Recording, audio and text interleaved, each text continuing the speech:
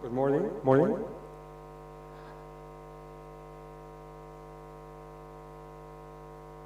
All of them. But I need to, how do I inform them?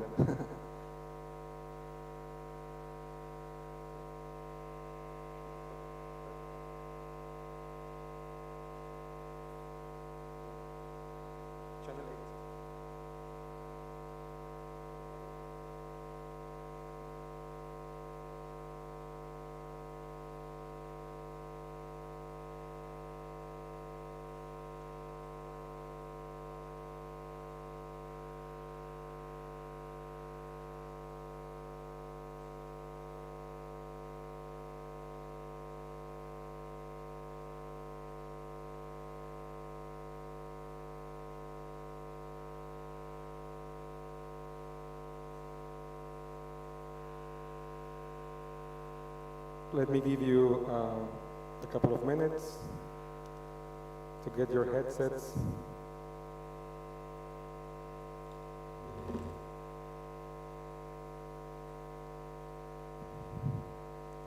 Everybody with headsets, channel 8. I see some thumbs up. Channel 8, everybody. Great. So, let me start with this panel. First, ladies and gentlemen, we have panelists ready?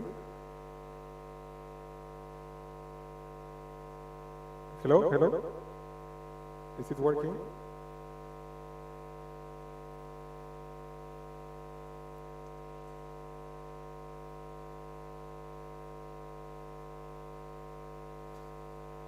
One more minute, please.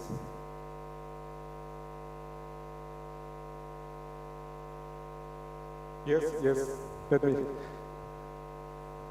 Testing. Do we have everybody? Sachin, does it work? Sachin, does it work? Yes. So, ladies and gentlemen, distinguished panelists and honored guests, welcome to our discussion on innovative finance to unlock investments in sustainable agri-food systems. My name is Mauricio Benitez. I will be the moderator. I'm representing the Food and Agriculture Organization of the United Nations as agri-food and finance investment specialist.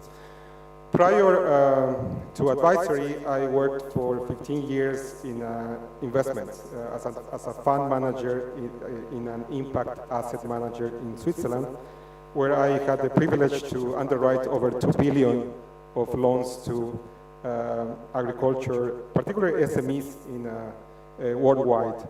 So that gave me a really powerful insight of the problematic that is facing this sector, particularly towards becoming sustainable. And also I managed to design and launch a blended finance vehicle fund that is targeting currently climate smart agriculture. It's a 200 million fund that invests also particularly in emerging markets. But despite all these numbers, and we know that as we embark on this journey, we first need to acknowledge a pressing reality. Our food systems are grappling with a large financing shortfall to transition towards a net zero, nature positive and inclusive economy. Round numbers are 300 to 350 billion annually that is needed for the transition. The existing financing architecture, as we know it, cannot bridge this gap without innovative and scalable financing solutions grounded in robust evidence. That is key. Our world is facing these unprecedented challenges, climate change, biodiversity loss, to the need for increased food security and nutrition, particularly in least developed countries. The transition to sustainable agri-food systems is not just a noble ambition, but an urgent necessity. And at the heart of this transition lies the vital role of innovative finance. In this part, in the first part, of our discussion, we will emphasize the pivotal importance of innovative finance for this transition, and we will lay the foundation for our panel's objectives. But for that, we also need to recognize that traditional financing methods have their limitations. They often fall short when it comes to addressing the complexities, the interconnected challenges, and so forth of our agri-food systems. Innovative finance is therefore our beacon, let's say, of hope. It presents us with the opportunity to harness the power of creative solutions, from blended finance models to de-risking mechanisms, to mobilizing funds for climate resilience, which is a very difficult topic. Innovative finance is not just a buzzword. It is a tangible path towards a more sustainable future. It provides the oil, the money needed for this transition.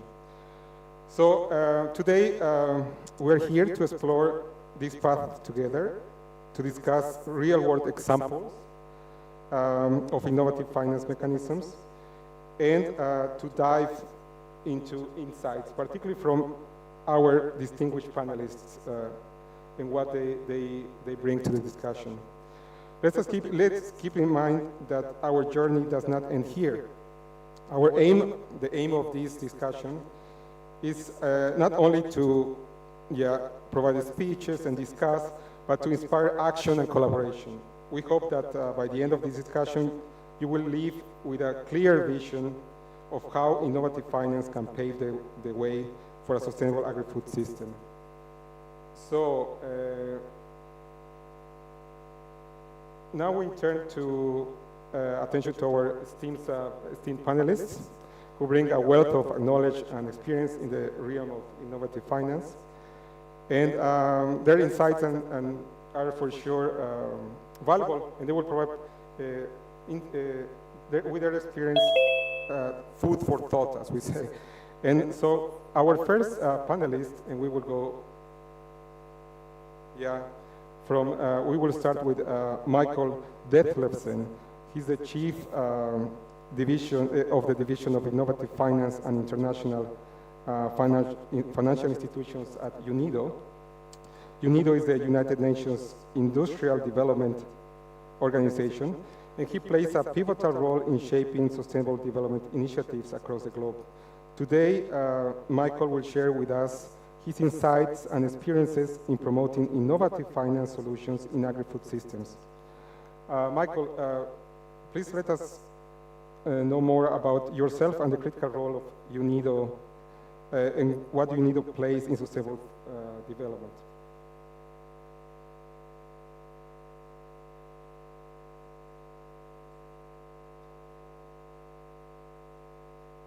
And for everybody before Michael, it seems that Channel 9 is of better quality.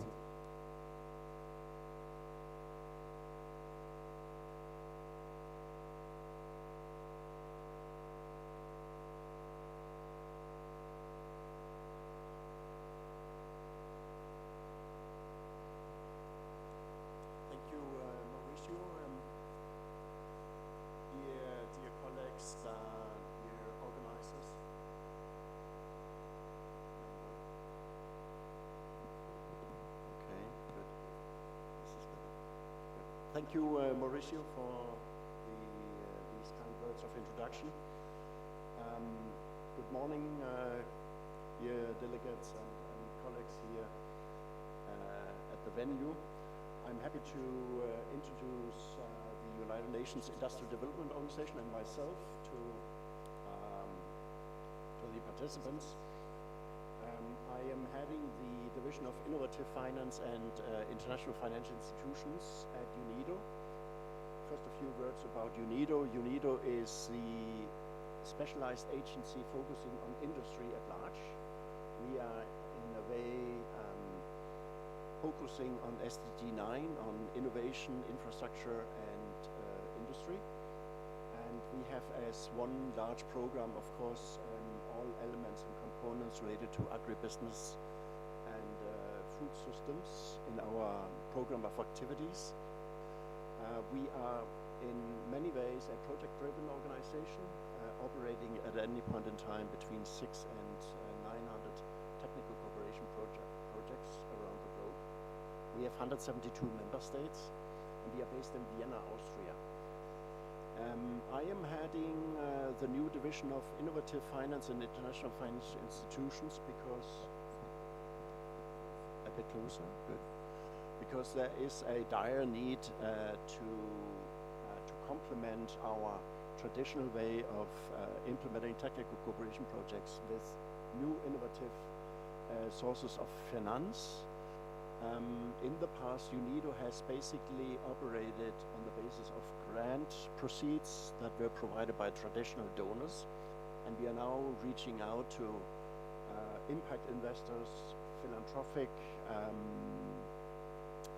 family offices, commercial banks, and international financial institutions, development financial institutions, to basically scale up and complement our traditional technical cooperation work. I think I will stop here and comment later on. Thank you. Excellent, Mike. Our next panelist is Camille Huret. He's the co-founder of Beyond Finance. It's a forward-thinking organization dedicated to innovative finance solutions, in particular this field. Camille, we're eager to find more about Beyond Finance mission and some practical examples of innovative finance solutions that your organization has implemented.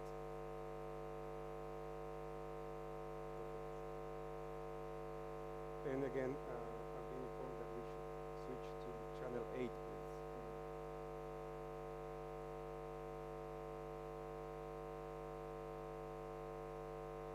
So Camille, when you're ready.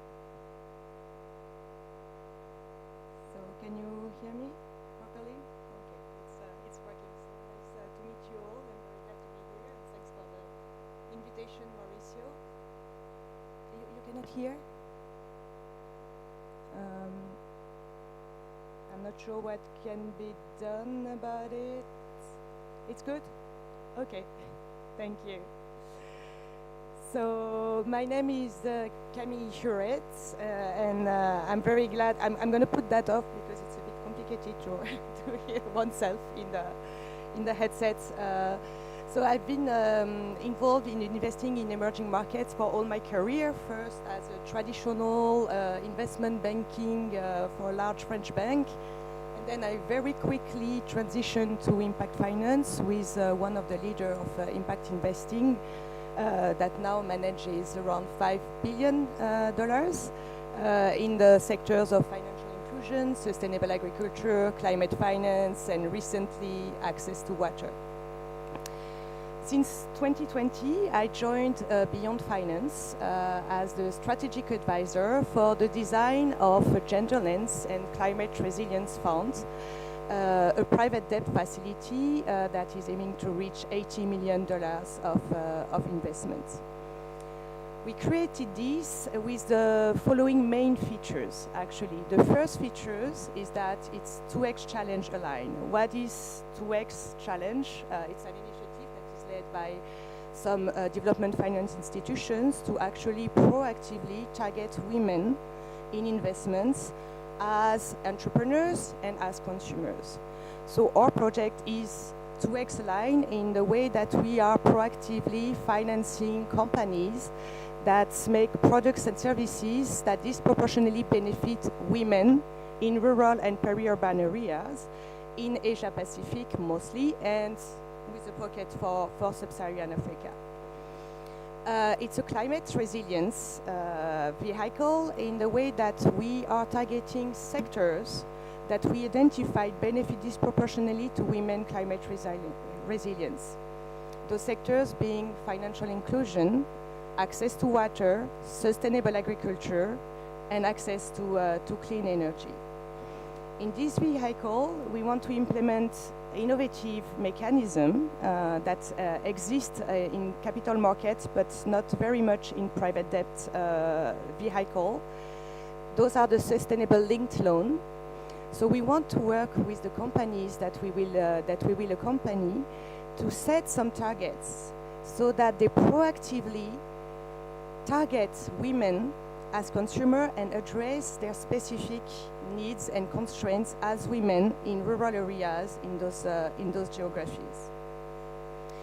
We will have as well a technical assistance facility to help those companies implement. I see, can you hear me okay? It's fine, okay. To help those companies achieve the targets that we are facing through the sustainability linked loans. And the last feature being that, of course, the sectors and the region that we are aiming to serve are perceived as risky, mostly by the private sectors. So we are structuring it with a mix of public and private financing, and with what we call tranches, meaning that some investors will take the higher risk, the first losses that the fund may incur. This in order to de-risk and to attract private investors into what we call the senior tranche. And so you may ask why apply a gender lens to climate resilience? That's the main question. Climate change doesn't discriminate, does it? It's global, isn't it? The fact is yes, all this is true, but the way we address climate resilience does discriminate.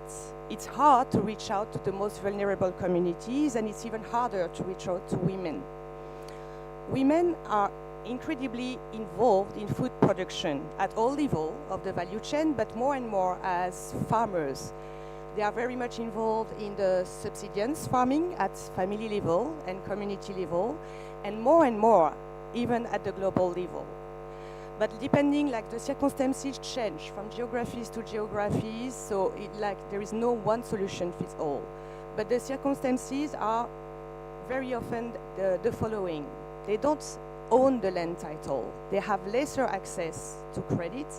They have lesser access to credit cooperative services, meaning that all the initiatives that are being built to actually provide climate smart and ag smart devices to agriculture fail to reach those women who are key in food security.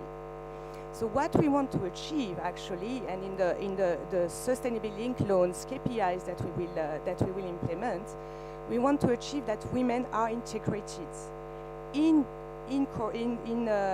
agriculture cooperatives, so they can benefit from the products, that they are targeted by access to water company, drip irrigation companies, and that they design the value chain and the distribution in a way that addresses the specific constraints of women. Those specific constraints can be transportation, availability of the products in the long run, financial constraints. So this is what we are aiming to do. And maybe I'm going to stop here. Many thanks, Camille. Our next panelist is Dr. Abdul Redha Baman, a senior advisor at the Kuwait Fund for Development. So Dr. Batman organizations plays a significant role in financing projects related to sustainable agriculture. Dr. Batman, we look forward to understanding the mechanisms your organization uses to provide these loans, and probably you can provide us a little bit of details on your experience financing agriculture projects. Thank you. First of all, I would like to thank the organizers, FAO, for inviting Kuwait Fund to be part of this forum. And we attended yesterday's activities and the day before. And yesterday I was taken by surprise to be one of the panelists in this room. Then I read that I've been told under the title of innovative finance, blah, blah, blah. Then I'll be honest with you.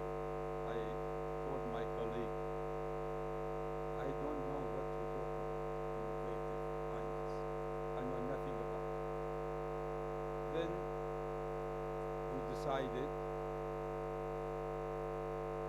to design the questions that I can answer. And thank you for making my life easier. So, Kuwait Fund is, I would say, the oldest development agency in the developing countries, and one of the oldest in the world. Was established on December 31st, 1961, about 62 years old. And our aim as Kuwait Fund, our philosophy to help others. Who are the others? Government. We are a government agency. We are not private sector. And Kuwait Fund, due to our investment and the projects, we are self-financed. We are not costing the government of Kuwait not $1. We are dealing with billions of dollars. It's all self-financed. We generate our money from our own activities. And we deal with different parts of the world. Geographically, we are almost everywhere, especially the developed countries. We are in Asia, Africa, Latin America, Central Asia, some European countries, and of course, Middle East, the Arab countries. And we deal with all sectors, mainly energy, industry, transportation, agriculture, water and sanitation, development banks, and social, like hospital, health and education. We've been doing this for many years. And myself specialized in agricultural projects. Agricultural projects makes about 15% of our total activities when it comes to the sectoral finance. And out of this 15% of the agriculture, over 90% deals with irrigation projects, and mainly small irrigation projects to benefit the small farmers, wherever they are. And we gained lots of experience. We go everywhere. And we consist of teams to appraise projects. Engineers, mainly civil engineers, agriculturists, legal personnel, finance. And we don't choose other projects. The priority belongs to the governments, and we deal with the government directly on bilateral levels. And the governments are the ones who ask us what kind of finance or what kind of sector we want to finance. We don't tell them choose this and this. No, they tell us we want this. Then we study the matters. If there is irrigation but the main thing, we should have a good feasibility study done by professional consultants. And if there is no feasibility studies, we as Kuwait Fund can give grants to those governments to do the feasibility studies according to our guidelines. And this feasibility study, a grant, doesn't cost the government any penny. Let's suppose the government said, I want irrigation project in this area.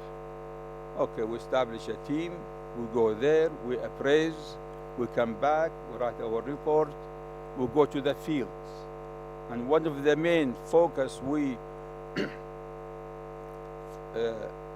try to do in every project is to meet the beneficiaries, which are the farmers. Because this is our requirement. Like one time, we've been rejected. That we've been told you cannot go to that area because there is a war zone. Then we insisted we want to meet the beneficiaries somewhere. We went there. We took the risk.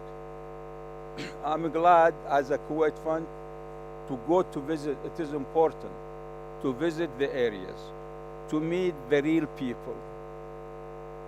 These are more than feasibility studies. From the mouth of those poor farmers, the small one, you can make a study. The consultant cannot write down. You ask them all the questions they want. Do they know who we are? What we are there for? What do you want from these projects? There is a lack between beneficiaries and many governments. We try to be the bridge between them. This is in general. And the mechanism of our finance, because our loan goes to these are concessional loans, very concessional loans, maybe the easiest loan in any agency to the governments. And we don't deal directly with the private sectors unless they are guaranteed by the government. And the government asks us, we ask during the feasibility study, we see how much the cost. If it is a bearable amount we can afford by ourselves on bilateral basis with the government. And by the way, we don't finance any project 100%. We can, we have the money, but we don't. Because we want the government to chip in. And sometimes the beneficiaries will go up to 95% finance. And the 5% or more, the government, just to have responsibility. And then we sit, we design the financial plan. If the project is very expensive, we ask the government to contact others. We have sister organizations, we have the coordination groups, mainly in the Middle East. I don't want to mention their names. There are about 9 or 10. They chip in. They follow us on board.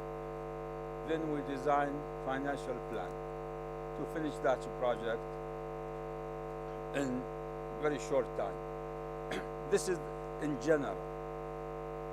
We are there, and also if there are people from representing governments, I urge you to contact Kuwait Fund for any specific projects in the future, and also you can ask assistance to be bridge between Kuwait Fund and the governments through international organizations such as FAO, ICARDA, IFAD. We are more than welcome to receive your request officially from your government as your priority projects. And I should stop here, otherwise I'm a non-stopper. Thanks a lot, Dr. Bahman, and again for filling up this panel on short notice. We had a late cancellation that I must also say that a representative of the Inter-American Development Bank was supposed to be here. He suffered appendicitis, and so we have an empty seat, but we have also Dr. Bahman to help us with these valuable insights. And last but not least is our last panelist is Dr. Sachin Kumar Sharma. He's an associate professor at the Indian Institute of Foreign Trade. You have a lot of academic experience, but also vast knowledge of negotiations at the World Trade Organization, and these have direct impact on investments, sustainability, and agriculture. So, Sachin, probably you can tell us how these negotiations can catalyze investments in sustainable agriculture over the past 10 years that you have this experience. Good morning, everyone. I hope I am audible to all of you. I work at the Center for WTO Studies, and this center is mainly work on multilateral and regional trade agreements. And the focus of this center is mainly research, publication, stakeholder consultation and capacity building programs for developing and least developed countries. My key research area are WTO rules,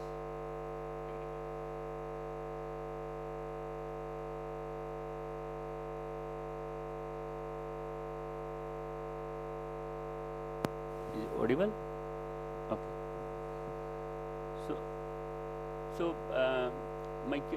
In this area, I am working over the last 14 years, and I closely work with negotiators, policymakers, farmers, traders, as well as civil society on this area. One of the key thing which I do, usually I analyze the trade agreements, whether multilateral or regional trade agreements. I analyze it and I'll see that what is the likely implications of these trade agreements on farm income, livelihood, as well as the policy space for developing and least developed countries to adopt agriculture measures which are compatible with their socio-economic situations. Now coming to this topic of innovative finance. Innovative finance not only include financial innovation, but it also important how we are efficiently using our existing financial resources. And this issue is directly linked with agricultural subsidies. If we see the trend at their estimates are there in the international organization had done, that by 2030 the agriculture support to producer or agriculture subsidies would be amounted to about $2 trillion. There are debates going on where the concern also raised about the sustainability. There are concern also raised about the environment issue, and there is a call by many organizations to repurpose these agriculture subsidies for sustainability. And how this issue is linked with the WTO, that's the important point. The issue is linked because at the WTO there are 164 members who are engaged in agriculture negotiations to discipline agriculture subsidies. What we mean by disciplining? That we negotiate how much subsidies a country can provide to its agriculture sector. So the negotiations going on for a very long time is negotiations going on. And now the issue of sustainability also now connected with this whole disciplining the agriculture subsidies. Now there are 2-3 things what my role and what we usually do. Now we see the situation of developing and least developed countries. The farmers there, they face multiple challenges. Like some of the challenges already been mentioned, that they don't have much access to institutional credit, market failures are there, land holding size is very low, it's between 1 hectare to 2 hectare in most of the least developing countries are there. And then when we are talking about this sustainability, it should only be about the environmental concern. There need to be a comprehensive sustainability where there need to be a balance between economic, social and environmental sustainability. So the negotiations going on since 2001 on disciplining agriculture subsidies, and even after 4 months, at the same place as Abu Dhabi, there is 13th ministerial conference will be happen here, where the main issue on agriculture is how to discipline agriculture subsidies. One important aspect, there are a lot of issues are there related to food security, there are related to livelihood in the agriculture negotiations, but one other important implication for investment point of view is that under the WTO there is a special provision, what we called provision for development, we called it development box. Under this, least developed country and developing country can provide input subsidies to farmers, and this input as well as investment subsidies. And this investment subsidy is extremely important for the farmers, because given the challenges about climate change, then technology adoption, this investment is very, very extremely important. But the way this negotiation going on, there is attempt to curtail this flexibility of least developed country and developing countries. If we see the position of developing countries, especially African group, least developed country, G33, ACP group, which are representing more than 100 countries. So they are demanding that there should not be curtailment of this provision, because the government need to provide support to the farmers, especially investment subsidies to farmers to address this issue. Besides it, there are many other issues also we are discussing on the food security aspect as well. But this is one of the important thing, that investment subsidy provision is extremely important for low income and resource poor farmers. That is a special and differential treatment for them. Yes, there is a need to be repurposing of the agriculture subsidies as well. It's not that there are no environmental concern in least developed and developing country, but solution need to be according to the socio-economic situation. If there are three pillars of sustainability, social, economic and environmental, and if we ignore any pillar, then it's not going to be sustainable. For the moment, that's all. Thank you. Thanks a lot, Sachin. It's been very insightful again to hear your experiences and where you come from. So as you can see, we have a varied group of individuals coming from different angles to the problem. And so Michael, probably we now can engage in a discussion on topics that could come from these experiences. And we've heard Dr. Baumann coming from the public sector, financing particularly together with the public sector the needs of in the countries. Camille is coming from more the private sector, financing private companies.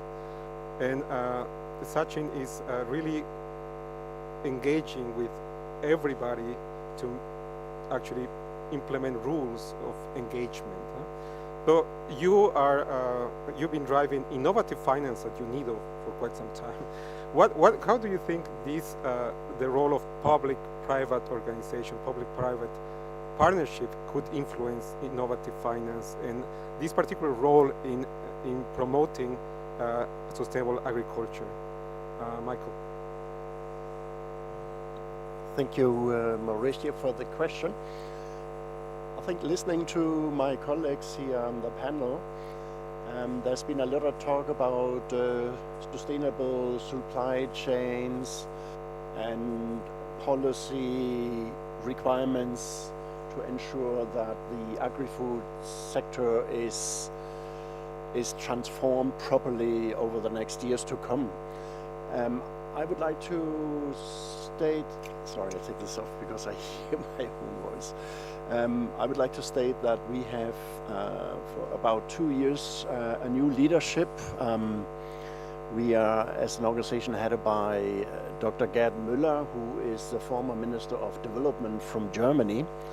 And he was personally very instrumental in actually transforming the laws about sustainable supply chains, starting off in Germany and now also being adopted within the EU. And that is a very strong focus that we have in all our interventions, especially when it comes to agri-food systems and the agribusiness sector in general. I think also I see a lot of commonalities in terms of the interventions from my colleagues. By that, UNIDO as a technical assistant agency very much collaborates with the various intervention logics that were explained by my colleagues. And that is exactly something that my division is supposed to even help and complement further going forward. So just to take the round in terms of my colleague here to the right, trying to scale up and making our technical cooperation interventions more impactful. we clearly need organizations which have the financial strength to come in and participate in the interventions. We have a number of projects that are designed at a project level, as I think also was indicated by Camilla in terms of designing specific interventions. And we are now in the process of seeing, okay, how can we really scale up rather than looking at a specific region in a country or a country as a whole. We are trying to come up with a more regional approach and ideally also a global approach. And the way we do this is that we have a number of other mandates that are vested upon UNIDO. So besides the technical cooperation, service delivery, we also have a very strong research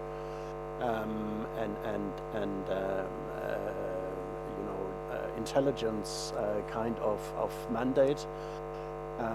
Besides a convening role, we are, as I mentioned, based in Vienna. We have 172 member states that all have their embassies in the city, and we have almost on a daily basis, we are organizing what we call expert group meetings or sessions to deliberate on issues that are of common interest.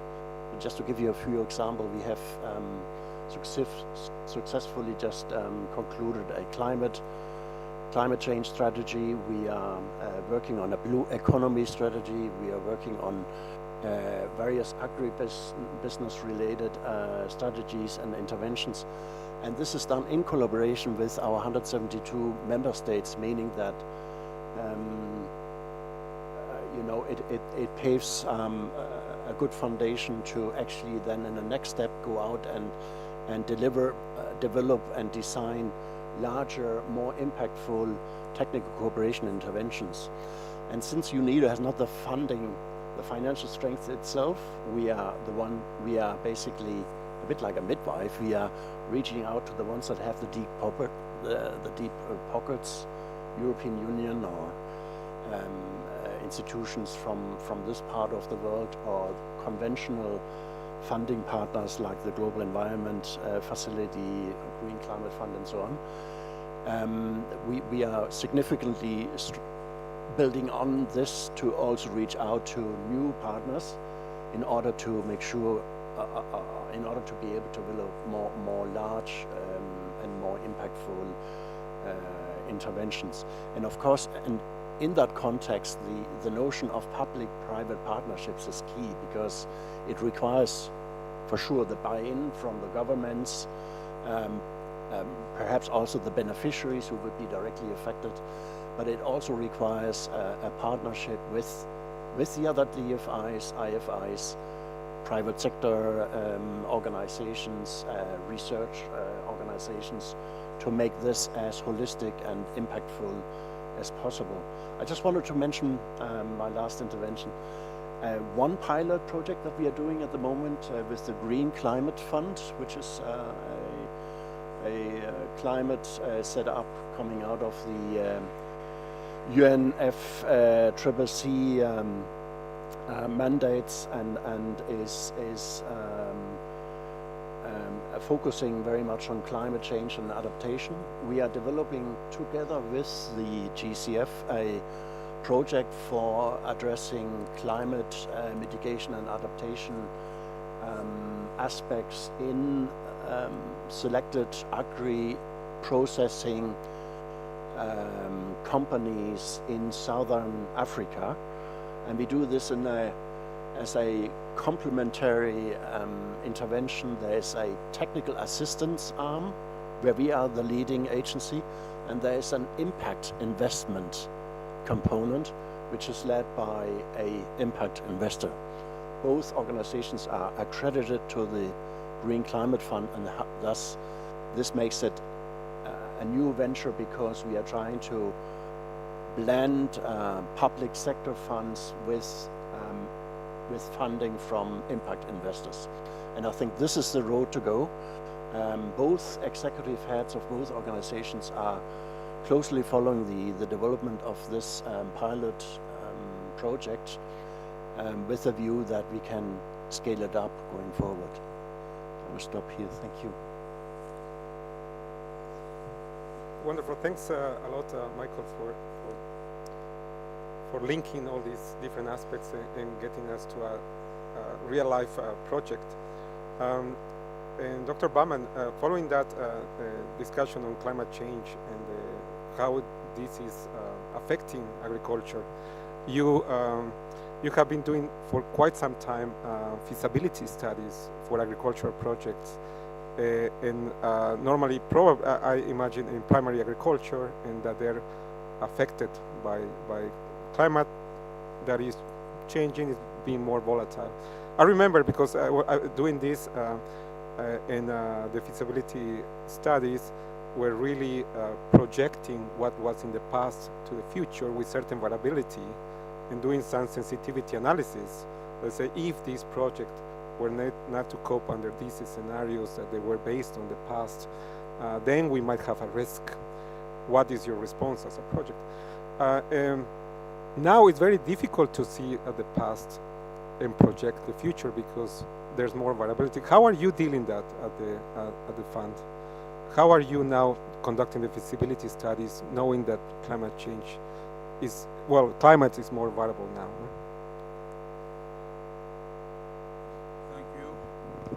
So when it comes to this big title, climate change, I personally try to avoid it because it is a big global title. There is a big business behind it. Wherever you go now, everybody talks about climate changes, wherever. Even you go to a mosque, the Friday speech, or khutbah is about climate change. You go to a wedding party, there is a climate change everywhere. So, yes, we are part of this change or changes. You whether like it or not. These climate changes, let's say the global warming, it is happening. There are reasons. We are the reason as a human being, our activities, our business, our industry, our agricultural activities. So Kuwait Fund deals as part of this big family of UN and the development organization.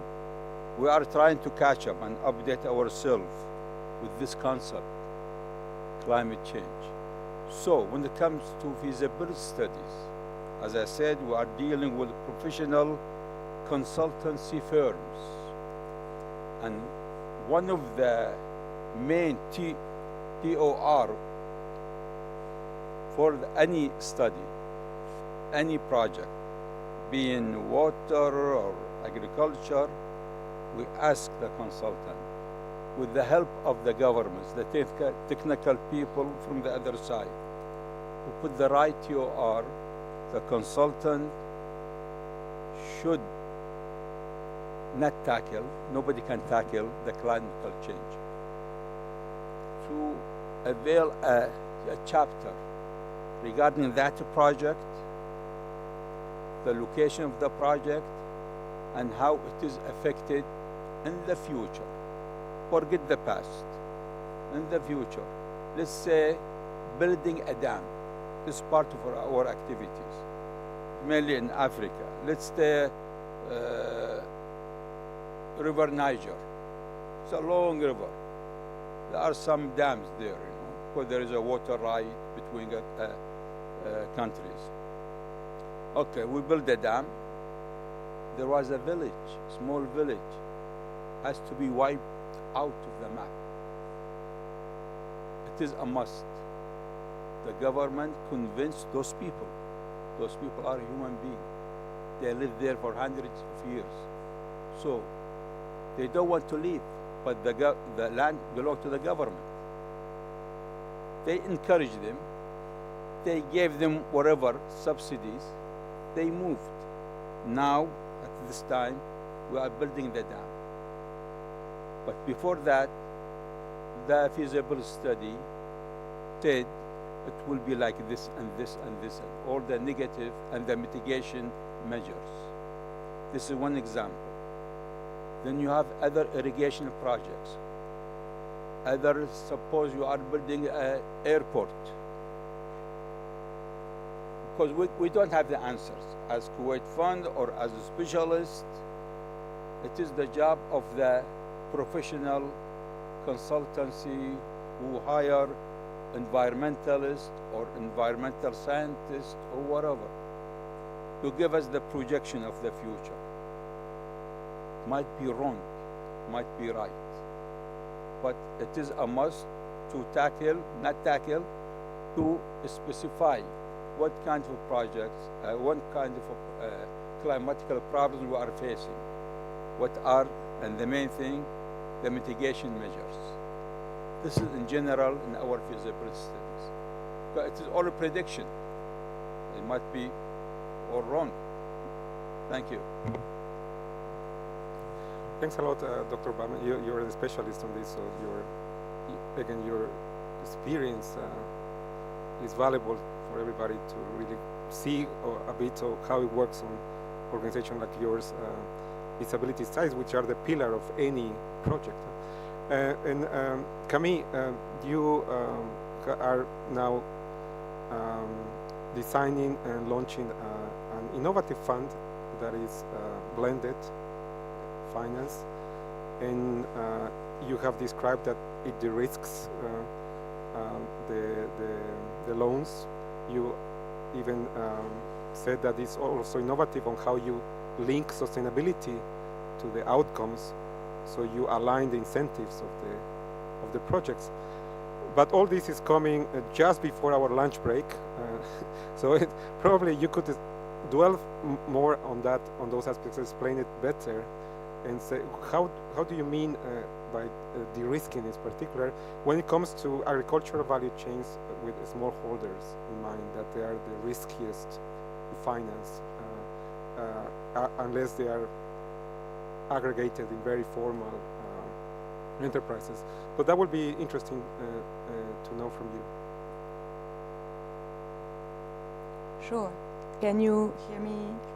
Okay. Okay. Good. Perfect. Yes. Well, you're right. Actually, it's sometimes hard as a private sector to invest in agriculture, and especially in agriculture in emerging markets. Some zones are particularly affected by climate change, so are perceived as even riskier, and as you say, more and more risky because we look at the future. So it's challenging, actually. I would argue the first risk mitigation to investing in agriculture in this context is investing in climate resilience solutions.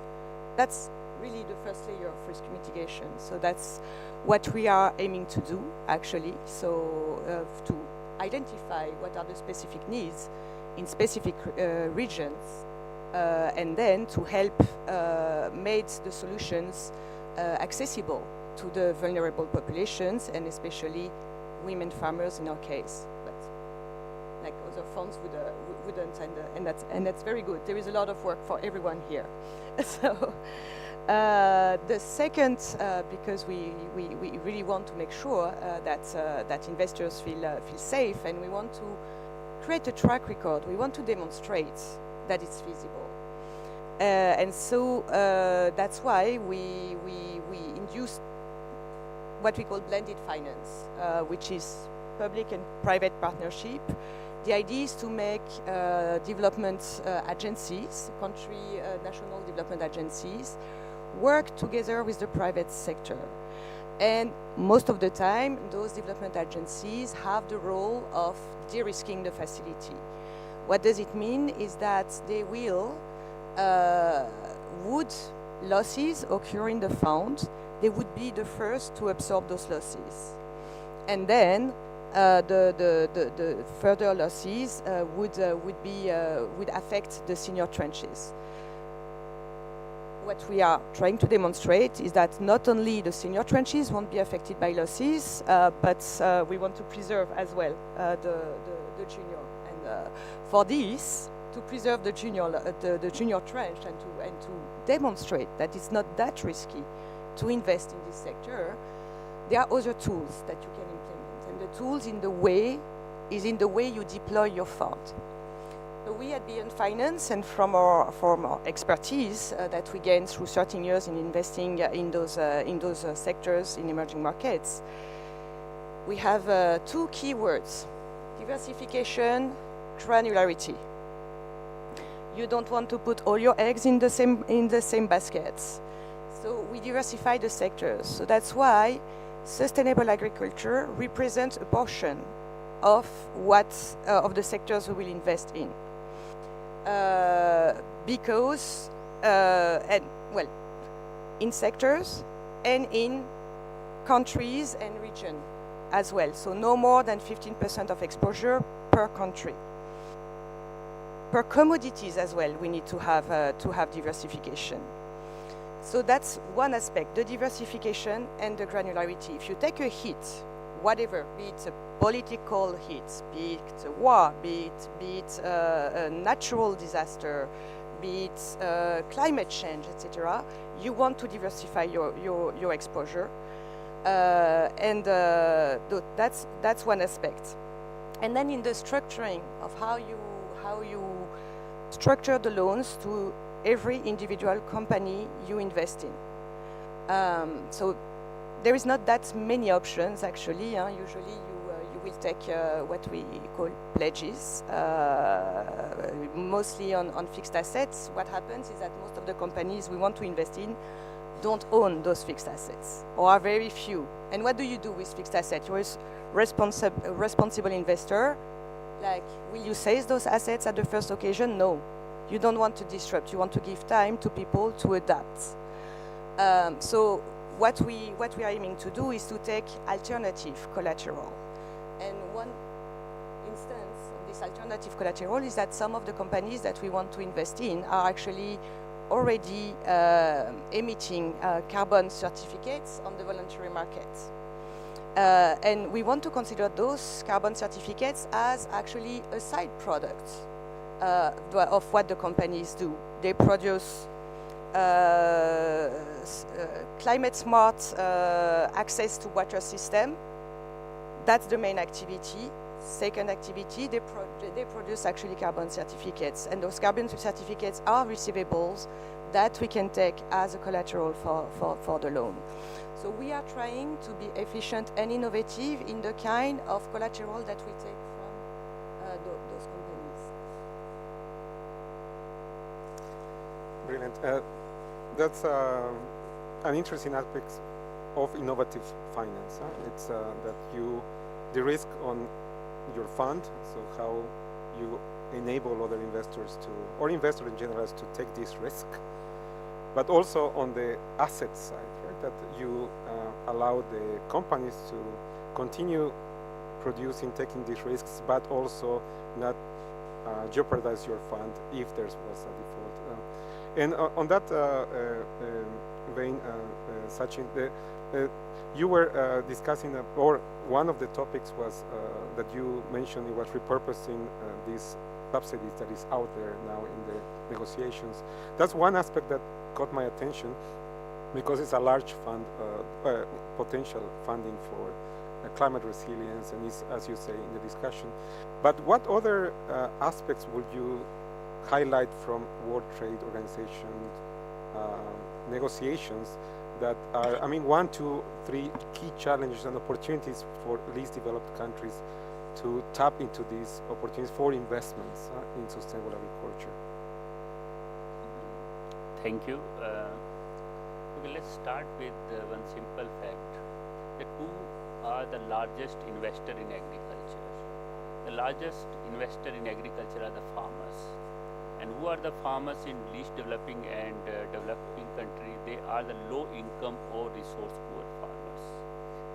As I already mentioned, these farmers face multiple challenges in these countries. Maybe it's institutional credit, the farm size is low, so there are a lot of market failure is very frequent, where you see the example in many of the least developing countries where the producer take they throw their produce on the road rather than taking from farm to market, because the cost of transportation cost is more than the value of the produce due to the market value. And this is the very frequent. It's not only in Kenya or African country, even Asia, you will see this is the frequent.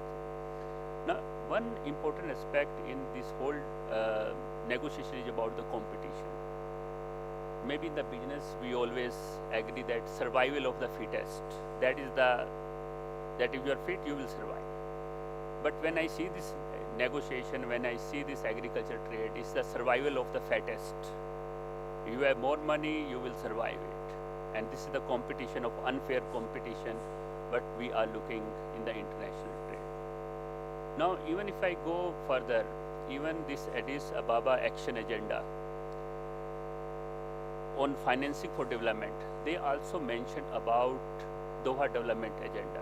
They also mentioned about special and differential treatment for developing and least developed countries. So they also recognize that this competition, this is also has implication for the investors, especially for the small farmers and resource poor farmers. This is extremely important. Now the challenges here are twofold happening. One is that in some of the places the farmers, they face unfair competition because of the subsidized products coming in their market. Second, they have also the domestic challenges which I already mentioned it. Now, because it impacts the farm income, and then it also have implication how much money they are investing. Many studies have shown that many of the farmers are in distress. And this is a big issue in the negotiations as well. Already, if you see the FAO stat, around more than 700 to 800 million people are suffering from hunger. And who is ensuring the food security in least developing and developing countries? This is the small farmers, because majority of these are the farmers are there. So these farmers, when they face these challenges, especially from the subsidized product, that has impact on the farming. The another aspect is that whatever the little support these farmers are receiving, the negotiations going on at the WTO,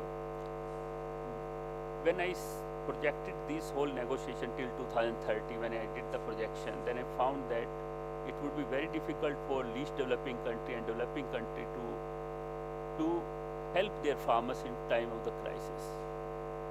If some of the proposals which are tabled in the negotiation, it has huge implications. Now, yes, we all wanted the competition, but we also need to see the ground realities of these countries, whether you go to African countries or to many of the Asian countries. This aspect we need to look into more detail. Repurposing is good, but when repurposing, then we need to go into detail.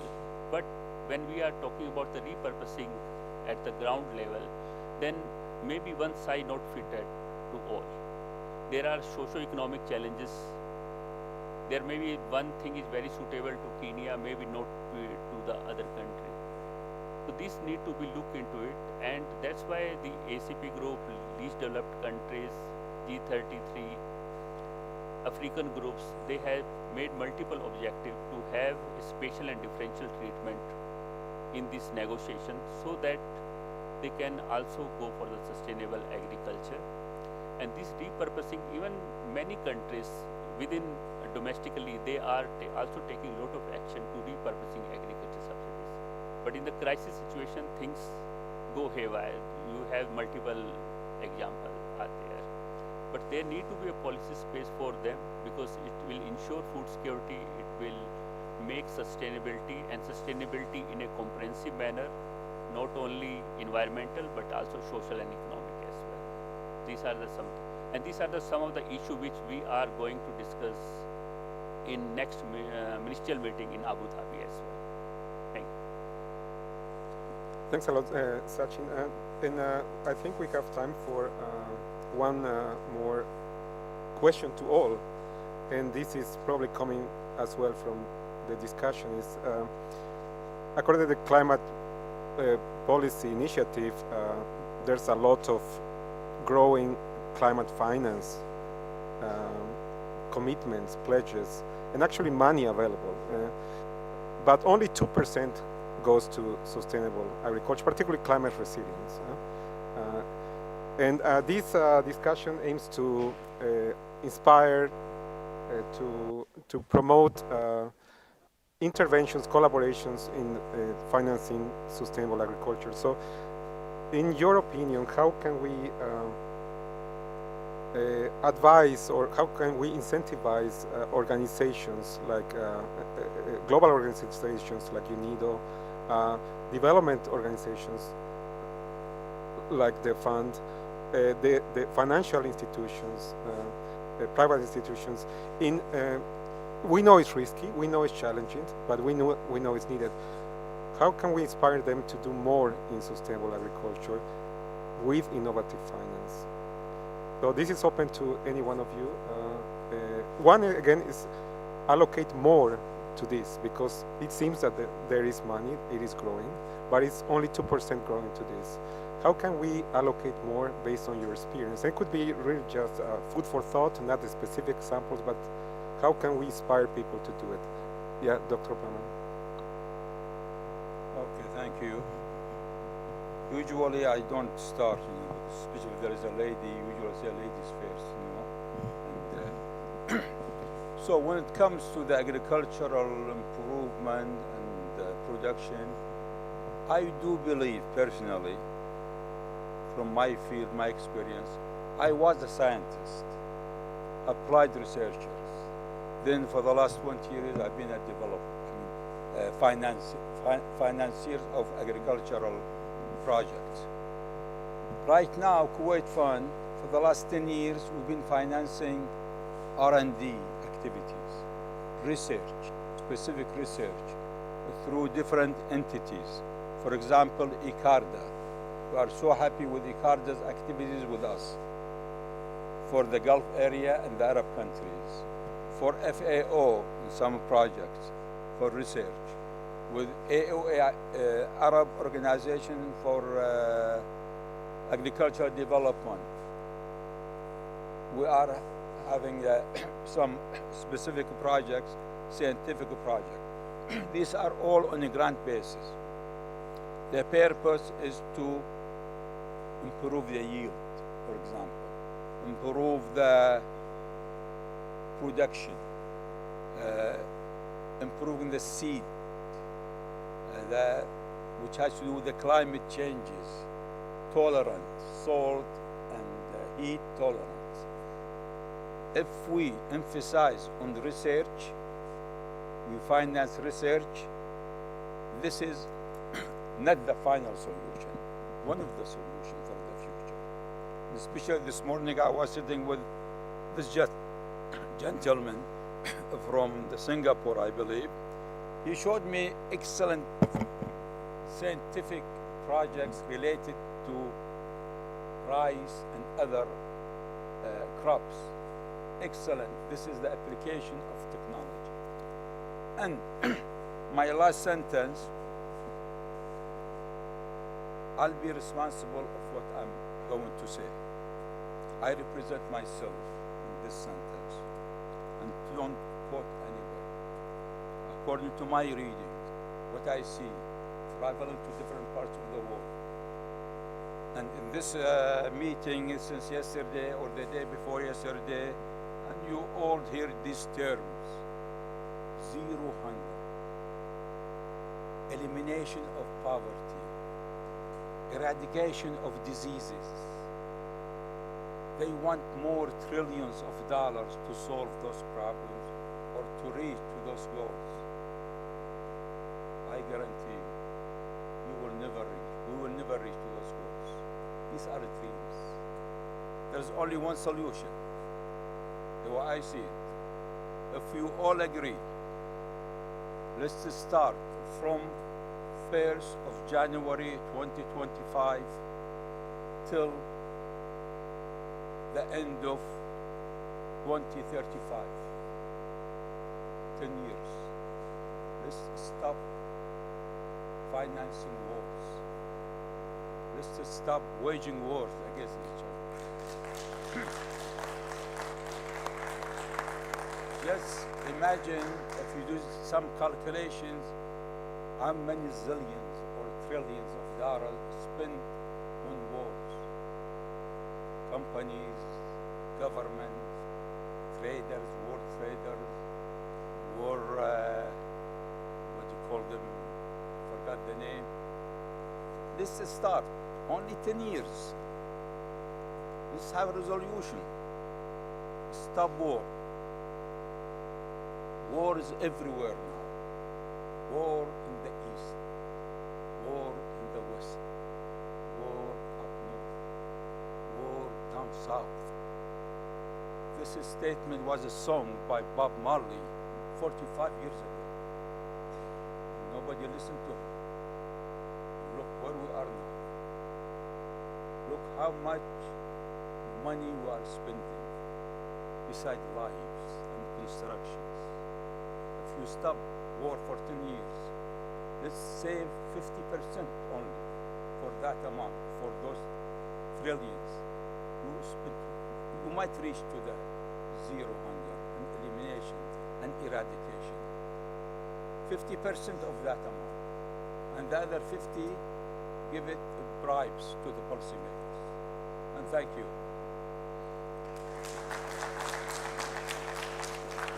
We could end our panel with that note. Thanks a lot, Dr. Baumann. It's very inspiring and timely.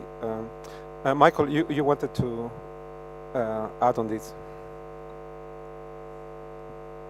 Thank you, Mauricio. I just wanted to add also one or two comments on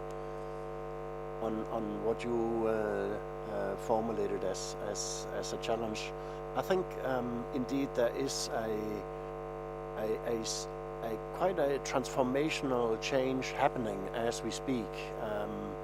Probably sort of initiated from last year's COP meeting, and that is about a transformational change that is happening at the level of the multilateral system, so the UN system, but also the DFIs, the international financial institutions, and specifically with a view to actually reach out and see how can we partner. How can we partner more in the sort of global challenges that are ahead of us? There is the World Bank Group, which is going through a major reflection process and has come up with an evolution roadmap as to how it sees itself, the need to change in order to address the current global challenges. There are ongoing discussions also at the level of regional development banks, and that is for us as a comparatively small agency very interesting to be part of and see how the whole global development agenda is changing these years. And I think also on the part of the impact investors there's a change in the way of going about providing investments. It's not necessarily any longer just on the basis of a profit maxim, but there is a recognition of ESG aspects, of social aspects, environment, sustainability, and so on. And I think if these two global trends will meet, and they are meeting, and they are continuing to discuss, it will be all very nice. Thank you. Thanks a lot. I think we need to move on.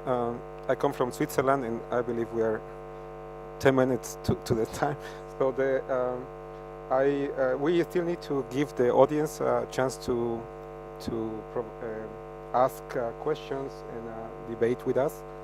So if you have a question, please.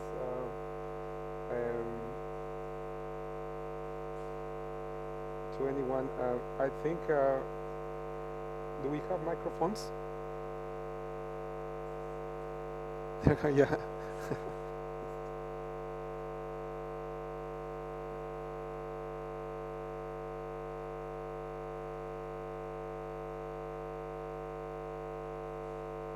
Yeah, I understand you have to go to the podium and make your a very your question, please.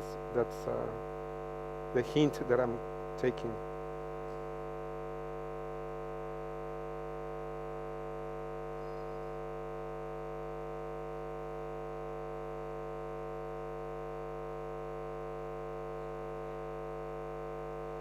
Loud and clear. Thanks.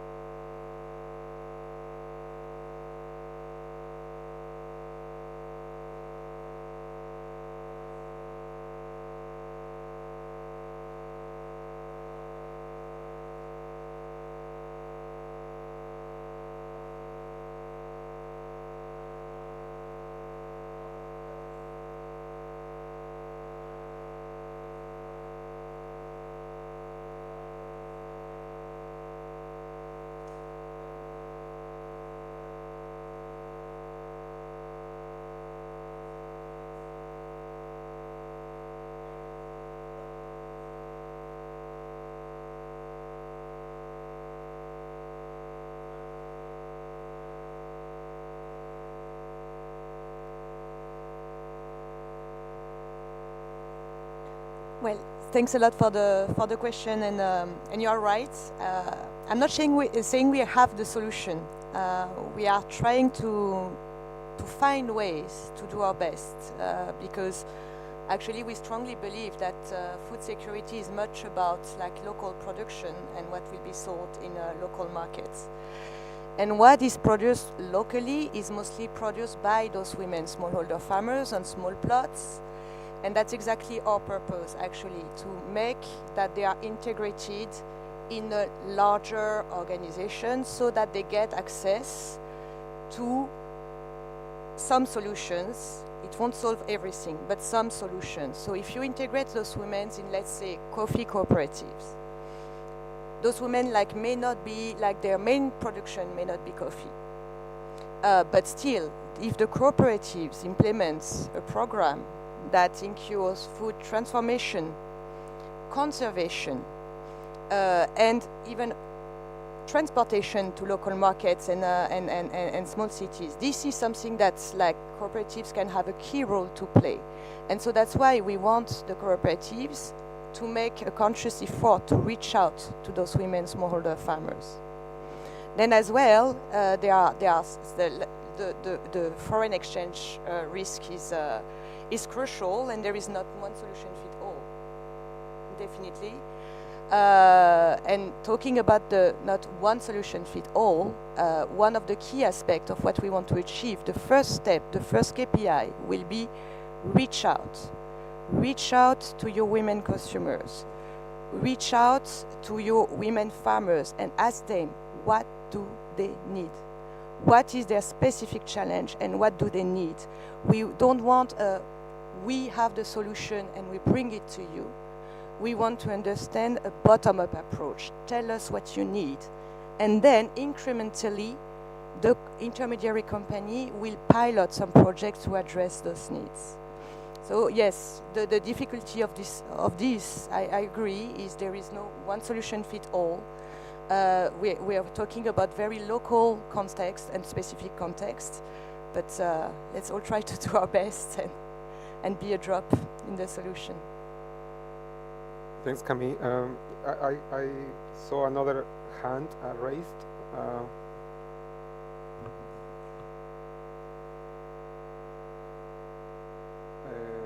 From the gentleman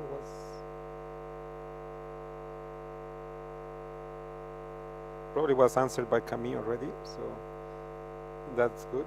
Here, please.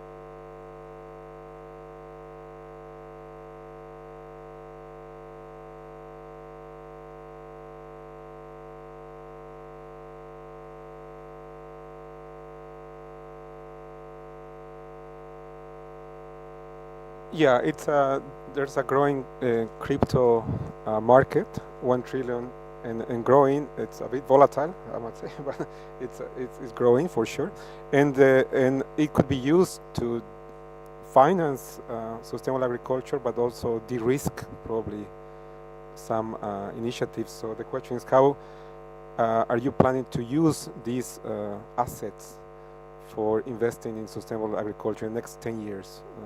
Because it's current. That's, if I understood correctly, it's a growing source of funds, but is underutilized probably for development.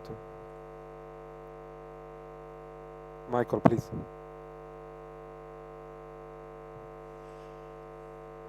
Thank you for the question. I think at UNIDO I mentioned we have like 600 to 800 technical cooperation projects ongoing at any point in time. I remember we have one in Bangladesh where we have introduced blockchain features into especially supporting smallhold farmers with actually tagging their cattle farms to basically be able to track their whereabouts, and on that basis this resulted in establishing a market that was of interest to the local insurance market, in turn providing improved lending facilities from local banks. And this is what UNIDO is doing very often in its interventions, going into local systems and analyzing what would be potential avenues to pursue. We have another project that's coming out of the top of my head, where we are supporting cacao small farmholders in Ghana through a blockchain technology that allows a consumer in the Netherlands, for example, to trace back down to the level of the farmer and actually also provide tips. And I believe that's probably cryptocurrency. I'm not an expert, but this is more on a sort of project level and a bit fragmented. But if we as an organization see a global opportunity, then probably there's one or the other colleague or technical department who will grasp it and see how we can globalize this. Thank you. Yeah, that's a very interesting subject, and it's another important flow for climate finance in particular now. Very interested the crypto market to be part of the solution.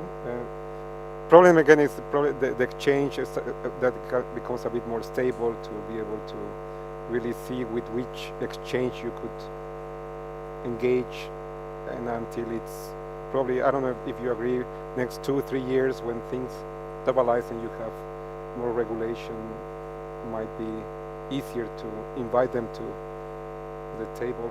But yes, it's a growing funding source.